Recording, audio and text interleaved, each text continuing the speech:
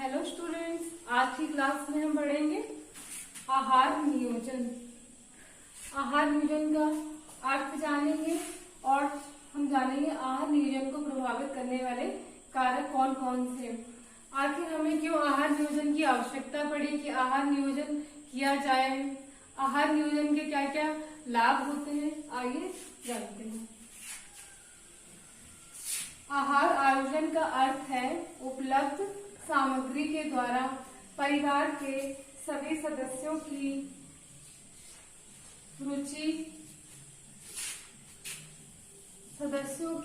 रुचि और अरुचियों का ध्यान रखते हुए उनके लिए संतुलित तथा पारिवारिक बजट के अनुकूल भोजन का नियोजन करना।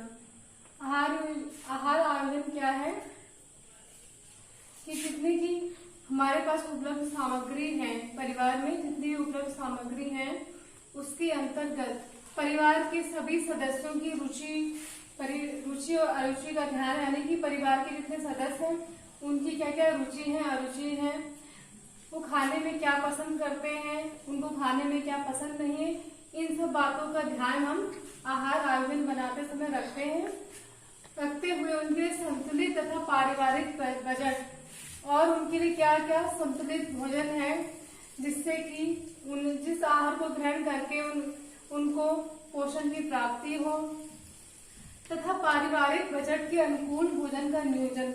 और जब हम आहार आयोजन करते हैं या नियोजन करते हैं तो हम ये तो ध्यान रखते ही हैं कि परिवार के सदस्यों को क्या खाना पसंद है, क्या उनकी नापसंद है और उनके घर में क्या सामग्री उपलब्ध है। इसके अलावा हम ये भी ध्यान में रखते हैं कि पारिवारिक बजट के अनुकूल, यानी जो परिवार है उसकी मासिक या वार्षिक आय क्या है, उसके अनुकूल ही हम भोजन का आयोजन करते हैं।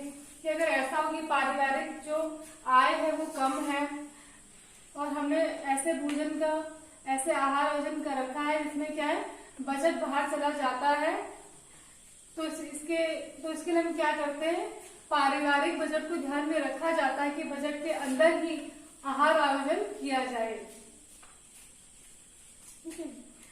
देखिए, आहार मनुष्य की मूल आवश्यकताओं आहार, वस्त्र और आवास में आहार का सर्वोपरि स्थान है, क्योंकि आहार के बिना मनुष्य का जीवित रहना बहुत ही असंभव है।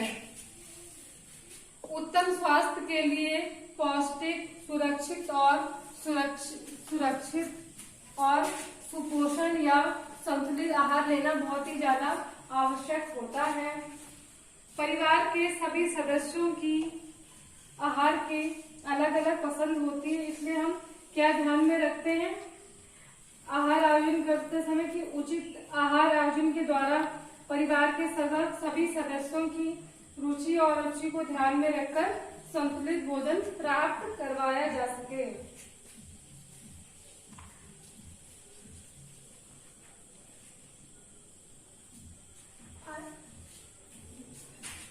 आहार आयोजन को प्रभावित करने वाले कारक, इससे पहले हम जान लेते हैं कि आहार नियोजन यानी जो हम डाइट प्लान बनाते हैं वो बनाने के क्या क्या लाभ हैं।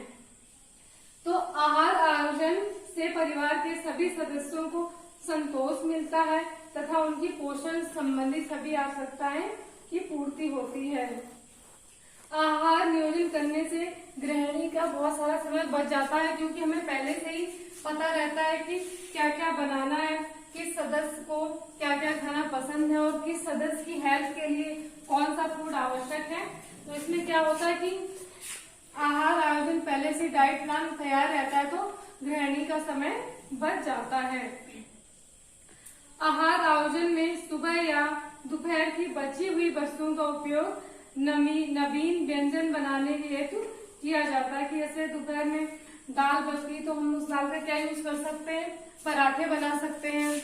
जैसे कि दिन के चावल बचे हैं तो हम क्या करते हैं, उसको रात में फ्राई करके फिर यूज में ला सकते हैं। तो किसके अकॉर्डिंग चलता है, डाइट प्लान के अकॉर्डिंग। इसके अलावा दैनिक तथा साप्ताहिक आहार के नियोजन से परिवार के सभी सदस्यों की महत्वता बनी रहती है तथा सभी प्रसन्न रहते हैं इससे उनकी पाचन क्रिया ठीक व व्यवस्थित रहती है। आहार नियोजन करने से आहार आकर्षक एवं विविध भी बनता है और सभी लोग उसको रुचि के साथ ग्रहण करते हैं और इससे परिवार के सदस्यों की पूर्ति भी होती है। आहार आयोजन से शरीर वृद्धि कारक, क्षति पूरक तथा शरीर निर्माणक तत्व समुचित मात्रा में परिवार को मिलते हैं। आहार नियोजन करते समय न केवल संतुलित एवं पौष्टिक आहार की प्राप्ति करना आवश्यक होता है, बल्कि भोजन आकर्षक, मनोहारी, सुपाच्य भी बनाना होता है। इस चीज का भी गृहिणी को ध्यान में रखना जरूरी होता है। आइए हम देखते हैं आहार नियोजन को प्रभावित करने वाले कारक, यानी कि आहार नियोजन को प्रभावित करने वाले कौन कौन से कारक हैं। पहला है सबसे परिवार की संरचना। आहार आयोजन पर परिवार की संरचना का प्रभाव पड़ता है। परिवार की विभिन्न खाद्य पदार्थों की आवश्यकताएं क्या हैं, उस परिवार के सदस्यों की आय क्या है, लिंग, व्यवसाय तथा अवस्था उस पर निर्भर करती है। जो परिवार का स्ट्रक्चर होता है, परिवार में इनकम कितनी आ रही है, परिवार के जो लोग हैं उनकी एज कितनी है, उनका व्यवसाय कैसा है, तो ये सब आहार नियोजन को प्रभावित करते हैं। नेक्स्ट है परिवार की आर्थिक स्थिति। गृहिणी को परिवार की आर्थिक स्थिति के अनुरूप भोज्य पदार्थों का चुनाव करना चाहिए। अगर आर्थिक स्थिति अच्छी नहीं है तो फिर गृहिणी बहुत ही प्रोटीन युक्त पदार्थ जैसे नॉनवेज हो गया, मछली, अंडे या दालें हो गई, दूध हो गया, ड्राई फ्रूट्स हो गए, तो उनका अधिक से अधिक यूज आहार नियोजन करने में नहीं कर पाते हैं। महंगे फल हो गए, उनका भी क्या करेंगे, उन चीजों का इंक्लूड भी नहीं हो पाता है डाइट प्लान में। नेक्स्ट है परिवार के सदस्यों की रुचि तथा संख्या। गृहिणी को परिवार के सदस्यों की रुचि को ध्यान में रखते हुए ही आहार का आयोजन करती हैं वो लोग। जैसे मेथी या सोया का साग कुछ लोगों को पसंद नहीं है, पर पालक हो गई या कोई गोभी की सब्जी मान लीजिए वो किसी को पसंद है, तो उसके अनुसार परिवार के सदस्यों की रुचि का भी ध्यान रखना पड़ता है कि किस इंसान को क्या पसंद है, तो उसको डाइट प्लान में लेना आवश्यक होता है। परिवार के सदस्यों की संख्या क्या है, ठीक है, परिवार के आहार को प्रभावित करने वाला कारक उस परिवार के सदस्यों की संख्या भी होती है। अगर परिवार में ज्यादा लोग हैं तो उसमें क्या होता, तो उसमें डाइट प्लान में उसके अकॉर्डिंग चेंजेस हो जाते हैं खाने में। और अगर परिवार के सदस्यों की संख्या ज्यादा है तो उसमें क्या है, उसके अकॉर्डिंग डाइट प्लान रखना पड़ता है।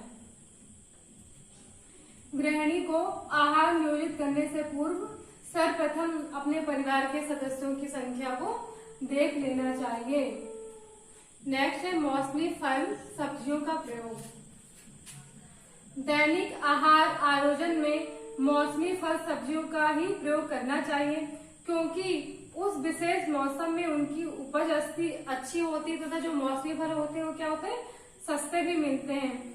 वे मौसम के फल और सब्जियां महंगे मिलते हैं और अच्छे भी नहीं होते और उनका स्वाद भी अच्छा नहीं होता है। और अगर जो बेमौसमी फल है उनको अपने डाइट प्लान में ऐड कर दिया जाए तो क्या होगा, फिर जो डाइट प्लान होता है वो अच्छा नहीं समझा जाता कि ये डाइट प्लान अच्छा बना हुआ है। नेक्स्ट देखते हैं परिवार के सदस्यों की विशेष स्थितियां। गृहिणी को इस प्रकार के आहार का आयोजन करना चाहिए जो परिवार के सदस्यों की पोषण संबंधी आवश्यकताओं के अनुरूप हो। विभिन्न आयु तथा व्यवसाय वाले सदस्यों की आवश्यकता भिन्न भिन्न होती है, जैसे लड़का है, लड़की है या बच्चे हो गए, और घर में वृद्ध लोग हैं तो उनको भी क्या होता, उनका डाइट चार्ट अलग होता है, बच्चों को अलग खाना चाहिए होता है। कोई बीमार है जैसे कि बीपी हाई या बीपी लो का पेशेंट है, डायबिटीज है किसी को, तो डायबिटीज वालों के भी डायबिटीज वालों को खाने में क्या चीज चाहिए और क्या चीज नहीं चाहिए, तो उसका भी ध्यान डाइट प्लान में रखा जाता है। और डाइट प्लान इसीलिए बनाया जाता है कि परिवार के सभी सदस्यों की आवश्यकताओं को उसमें रखा जाए। नेक्स्ट है समय व शक्ति की उपलब्धता। समय व शक्ति की उपलब्धता। सीमित समय व सीमित शक्ति में ही गृहिणी को बहुत सारे कार्य करने होते हैं, अतः डाइट प्लान ऐसा होना चाहिए जो समय और श्रम दोनों की बचत कर सके। भोजन पकाने की ऐसी विधियों का प्रयोग करना चाहिए जिनमें समय भी कम लगे और श्रम भी यानी शक्ति भी बच जाए। और इसमें क्या करेंगे कि और इसमें भोजन भी सरलता से पकाया जा सकता है, जो हम भोजन पकाने की अच्छी विधियों का प्रयोग करेंगे जिसमें समय भी कम लगे और श्रम भी कम लगे।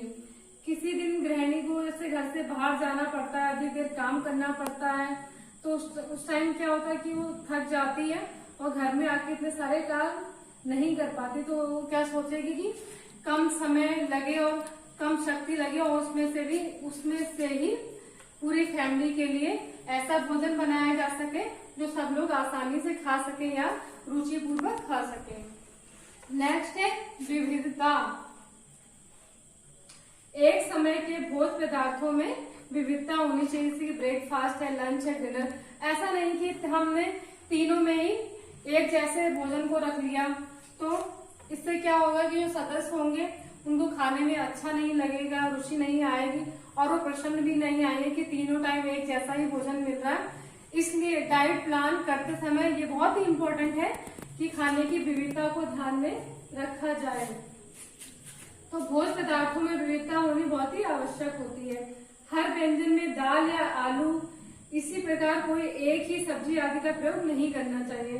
जैसे दाल में टमाटर, सलाद में टमाटर की चटनी हो गई, तो हम क्या करते हैं कभी कभी एक ही जैसा आहार बना देते हैं कि ब्रेकफास्ट में भी वो शामिल कर लेते हैं, लंच में भी, डिनर में भी। उससे अच्छा क्या, इसमें क्या होता है कि खाना भी वेस्ट हो जाता है, कि खाना भी कम ही खाया जाता है और सदस्य भी भूखे रह जाते हैं। तो इसमें क्या होता है, दिक्कतें यही होती, तो इससे विविधता को ध्यान में रखना चाहिए।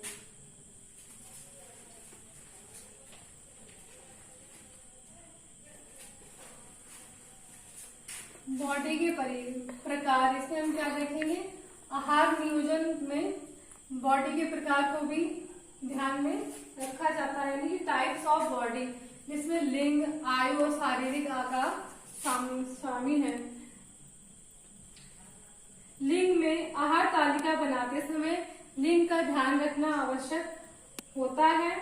पुरुष तथा स्त्री की पौष्टिक आवश्यकताएं भिन्न भिन्न होती हैं, उनके भार भी अलग होते हैं, लंबाई भी अलग होती है तथा शारीरिक कार्यों का क्षेत्र भी अलग होता है। पुरुष अलग कार्य करते हैं, स्त्री अलग कार्य करती है और दोनों की आवश्यकताएं भी अलग है कि दोनों को भोजन में क्या लेना है और कितनी मात्रा में लेना है।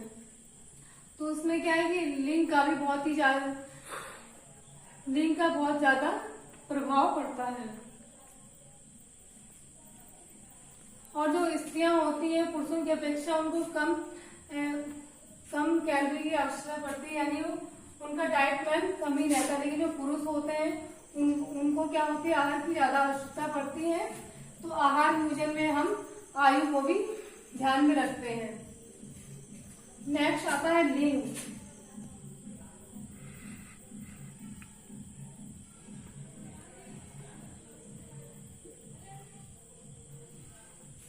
देखिए लिंग में होने जो मैंने आपको बताया, पुरुष तथा स्त्री दोनों में क्या होता है कि विभिन्नताएं होती हैं, तो दोनों का क्या है, डाइट अलग अलग होती है, कितना भोजन लेना है, कितना भोजन नहीं लेना है। तो उसी के अकॉर्डिंग स्त्री और पुरुष का डाइट प्लान किया जाता है। आयु क्या हो गई, एज। तो एज में हम क्या देखेंगे कि दैनिक आवश्यकताओं पर आयु का प्रभाव सर्वाधिक होता है। आयु के अनुसार पौष्टिक आवश्यकताओं में भिन्नताएं भी पाई जाती हैं। बच्चों को वयस्कों की अपेक्षा अधिक शरीर निर्माणक पौष्टिक तत्वों की आवश्यकता होती है। यानी क्या है कि बच्चों को अधिक पौष्टिक कैलोरी की जरूरत पड़ती है, क्योंकि फिजिकल कार्य ज्यादा करते हैं, दौड़ते भागते रहते हैं, उनकी एज ही ऐसी रहती है, तो आयु फैक्टर भी बहुत ही ज्यादा प्रभावित होता है इसमें। बच्चे वृद्धि एवं विकास की अवस्था में होते हैं।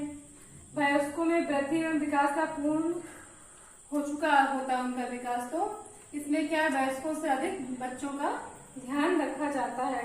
इसलिए बच्चों की पौष्टिक तत्व शरीर में हो रही टूट फूट को पूर्ण करने के लिए क्या है कि अच्छा आहार नियोजन आवश्यक होता है। नेक्स्ट देखते हैं शारीरिक आकार। पौष्टिक तत्वों की मात्रा शारीरिक आकार पर भी निर्भर करती है। एक भारी भरकम डील डॉल वाले व्यक्ति को अधिक पौष्टिक या पोषक तत्वों की आवश्यकता होती है। एक सामान्य ढील डॉल वाले वयस्क पुरुष जिसका शारीरिक भार 55 किलोग्राम है तथा लंबाई 5 फुट हो या 5 इंच ले लिए, तो उसमें क्या होता है, ऊर्जा व्यय लगभग 2500 कैलोरी माना गया है। ठीक है, तो इसी के ऊपर क्या है, शारीरिक आकार का भी प्रभाव पड़ता है। कहते हैं कि मतलब ऐसा कहा जाता है, कुछ लोग कहते हैं कि जो लोग मोटापे से ग्रसित रहते हैं तो वो ज्यादा खाना खाते हैं। कुछ लोगों का ये कहना है कि लोग अलग लेते हैं, तो इसमें क्या है, अलग अलग एक चार्ट दिया गया जो मैं आगे आपको डिस्कस करूंगी, उसमें आपको समझ में आ जाएगा। शारीरिक आकार के अनुसार किसको कितना भोजन चाहिए या पोषक तत्व चाहिए, एज के हिसाब से बच्चों का, वयस्कों का, किशोरावस्था में या वृद्धावस्था के लोगों का, लिंग के अनुसार पुरुष या स्त्री को, किशोर या किशोरी को, तो उसमें ये सब आपको समझ में आ जाएगा। तो आज हमने क्या क्या समझा, आहार आयोजन का अर्थ समझा, आहार नियोजन को प्रभावित करने वाले कारक पढ़े और बॉडी के प्रकार देखे। अब हम मिलेंगे नेक्स्ट क्लास में, उसमें हम जानेंगे आहार नियोजन के सिद्धांत। Thank you students.